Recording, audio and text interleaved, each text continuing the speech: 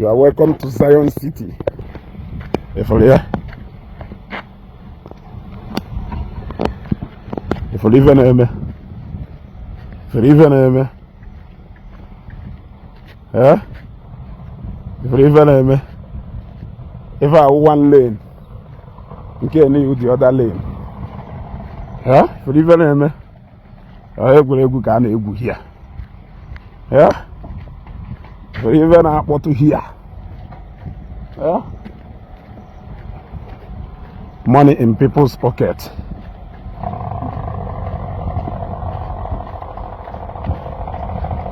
River ay na una kalia yeah 1 2 3 4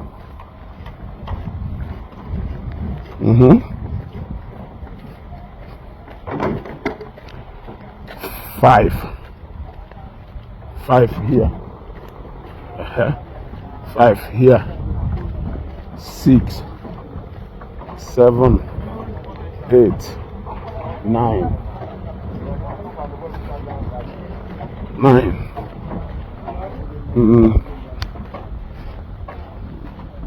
10 11 12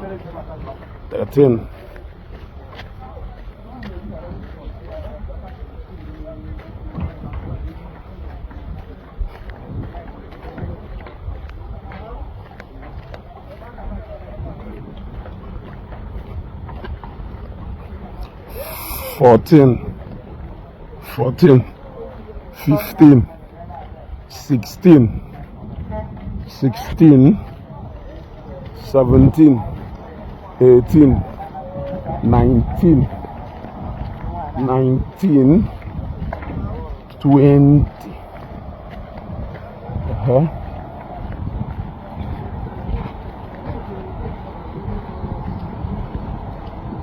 21 22 23 24 25 Nigu red container beni 25 then 26 27 28 29 30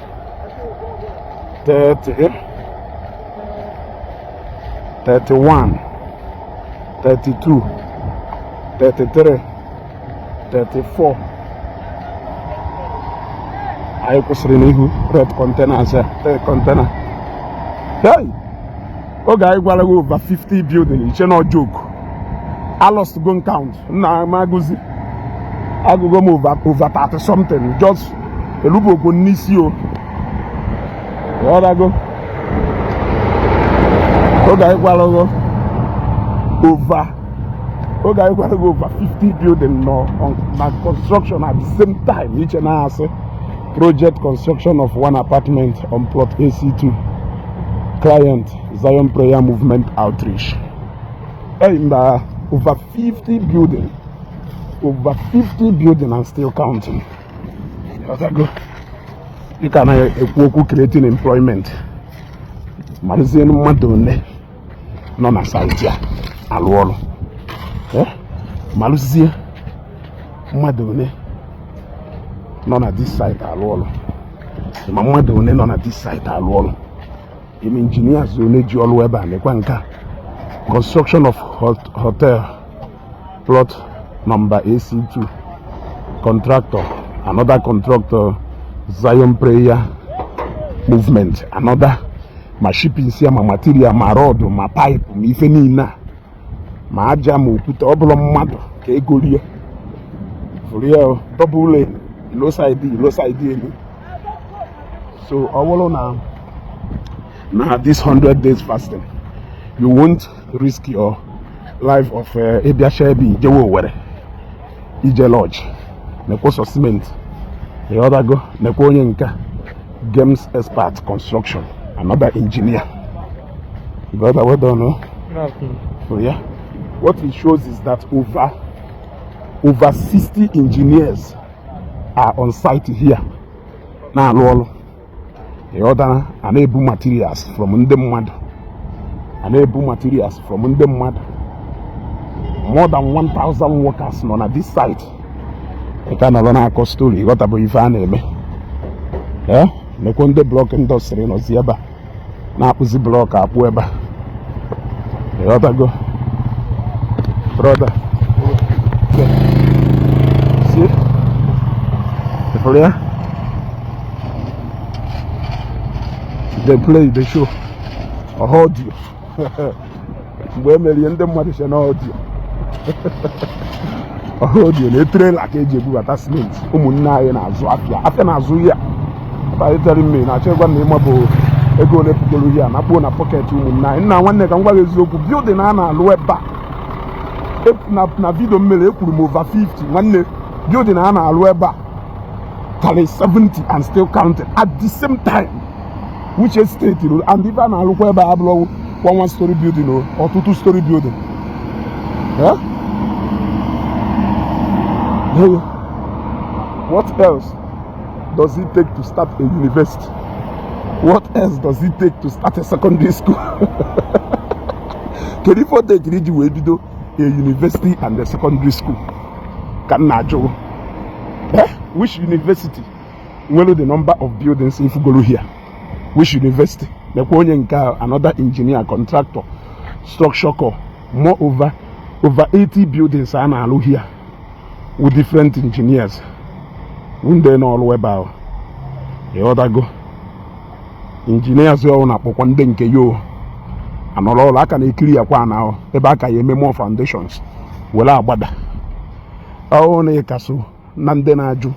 If a patalogy were to Kaya Senaga, Nebusul Mokaya. Wolanya we balako. You gotta go. Olo kana ga ko ni ruo. Ko.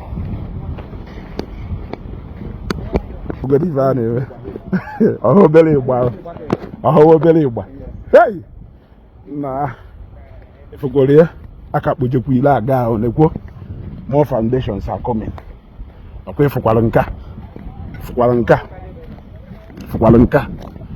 More foundations are coming. Aka puchajeku ila agao. The other go space kadu here. More foundations here. That gamakana pu block. Demand the block to go to high. So engineer on a natural go to block. Well, I'll go to Gonalo. What I go? So yeah. $1.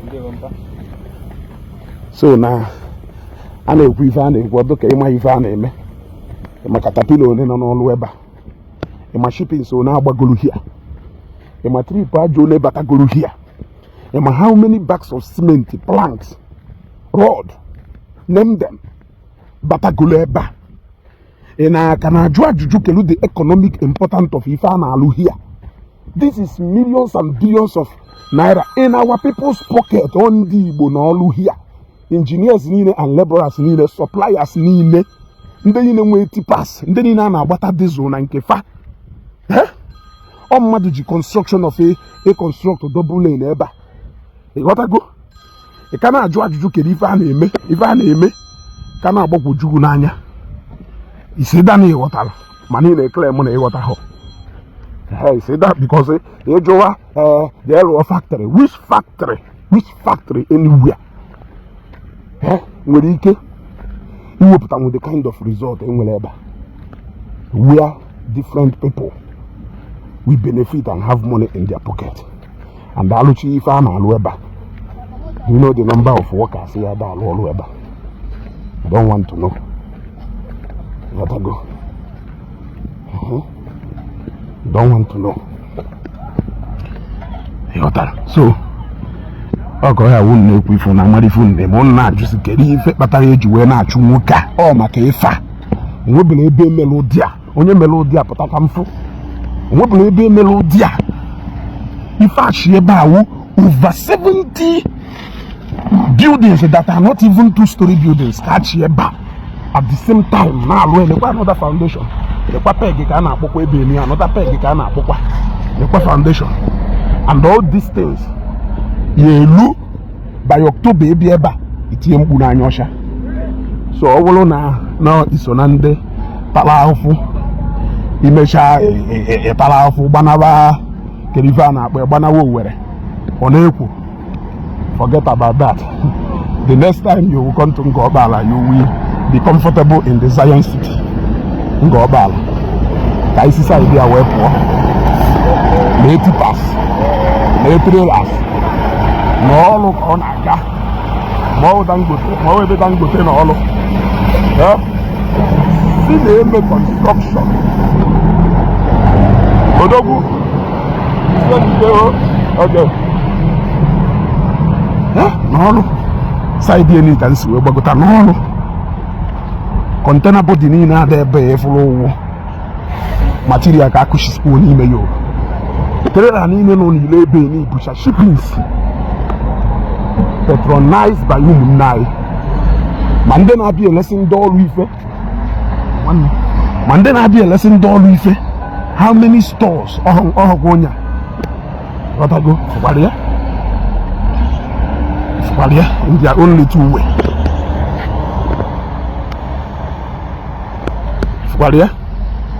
In their only two ways. A hot joke. Double lane, it's in the other lane, Bagota. See this lane, went up. When next you come here, you won't suffer to go to where. You gotta go. You will be comfortable in the Zion City, well protected. When you want the mother, if you alu university, you alu school, you alu evening, you know Siagogo. Kelu any university in Nigeria, both federal and state university, private university, Nwelu over 70 top building like this in email. The nka abago tuo second floor nka no na yaketa and o kana abago ise no joke ka na eme fa na alu eba wo from 3-story building up enough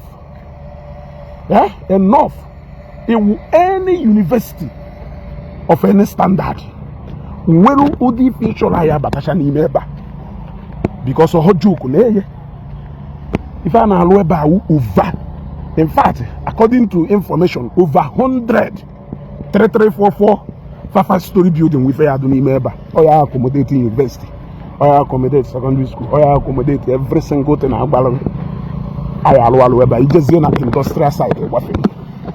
He just an industrial site. He goes to see outside the both my shopping malls. He also Kayaba or Hile. Indeed, if I am there about made a city in the southeast here. I only have support if I name money amosuke. They go to the level of road. They go double gota. Gota kaya gakweba. We bagasi on a site.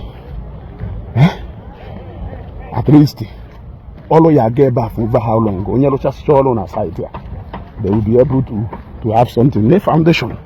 Every day can make a fresh one. Down and a site in Kehanalo. Engineers and all Wanaga. The other gay Ghana gas Umunegono. The other more money in people's pocket. In Asia, Gonaka, Nabu Sunbiri, Nation Day Mepe Factory. Nation Day Mepe Factory. The message say for shops will come down here, restaurants will come down here. Market, in fact, I am a mini market here. A mini market here where people will come and be selling. Imagine you go to the kind of sales, the kind of a Gundam Madum with a reba and buy a 100 days. Maruze ko I don't know to say permanent eba. Because although permanent eba, most of those shops will look for a permanent place to stay. Staffs and workers will look for a permanent place higher reside. People are now more houses. People are now more shops. factories are badata because the number of people and activities here that geba. You need production for so many things. Ụfọdụ nwere ike achọzi ka esi Owerri, ka esi Aba, si Port Harcourt ebubata. They will want to come here. Look, let me tell you, ije na go, in nwere ike count more than how many streets for you to get the number of buildings in nwere ike ebe. Imagine the high number of such people concentrated in this area. The result is what you can assume. You can now figure out the result yourself and tell me. Happen nwoke aka. Happen nwoke aka. Happen nwoke aka. Akuluno. Nke mbụ, ayafubo dia. Even those who know in real estate business can tell you that they have never seen this level of development by one man. You got to go. You cannot joke the effect of church. Are you not joking?